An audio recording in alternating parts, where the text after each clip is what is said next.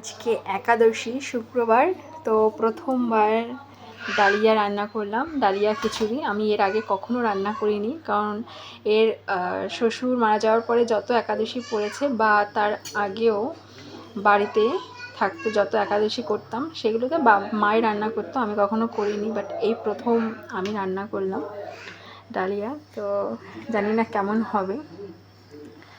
এখানে তো শুধু লবণ দিয়েছি, সন্তক লবণ, কারণ হলুদ দিইনি, আর একটু ঘি দিয়েছি, আর সবজি দিয়েছি অনেক, আর ডালিয়া দিয়েছি। দেখি কেমন হয়েছে, দেখবো। নিয়ে নিচ্ছি আমি।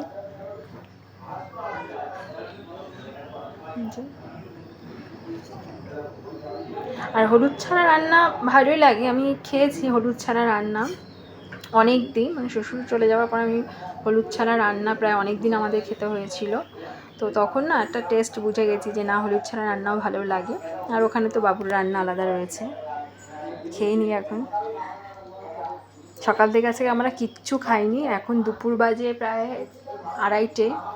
এখন খাবো ডালিয়া, আর রাতে খাবো হচ্ছে রুটি আর টক দই।